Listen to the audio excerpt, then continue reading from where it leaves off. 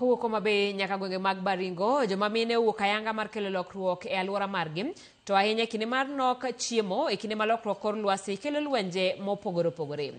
E gwenge mag Migingo, joma mine ywak ne lwenje magin godo kod jolupo mawuok e piny Uganda, magiwacho ni mayo gi rech kod gigegi mag lupo. Ka mine mawuok e gwenge mag Pokot bende olero pek magikaloe kod yore magiketo e tenge mar kelo kwe pacho ka.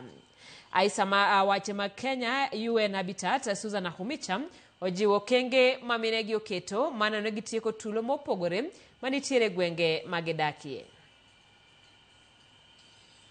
Tulifundishwa hii mambo ya hii maisha ya hii Kenya yetu. Unaona kesho atanijengea nyumba, ataninunulia blanket. Koro wan gi shida gi Waganda waonge gi kue kodgi. E sechegi ibiro yudo kaka an mama.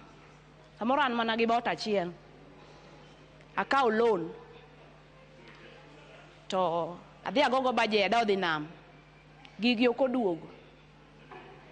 Jolono ok bi ng'eyo ni gogo niketo godo gik moko iye e bot odhi nam. Jo bank biro bandi. Tuko watu karibu milioni 52, karibu about 50 million Kenyans. Nusu ya hawa wa Kenya milioni 52 ni kina mama. Kwa hivyo kama kunaweza kuwa na maendeleo ambayo yatapeleka Kenya mbele, lazima kina mama wawe kwenye mstari wa mbele na wahusishwe katika hiyo maendeleo. Na vile tumemsikiza Mama Jennifer vile ameongea,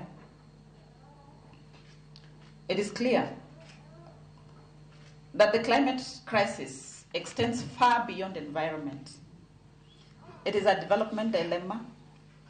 It is a peace and security risk. Unmistakably a gender challenge. Tunajiulizanga kila siku, amani ni nini? Amani ni nani? Tukajua kwamba amani inatokana na wewe. Amani inatokana na wewe.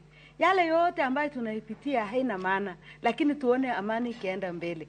Maana amani yangu kama mama, tulikuja kugundua kwamba wamama wakikubali amani atawezekana. Joriembo rabode county ma Migori opogore paro ka otenore kod chenro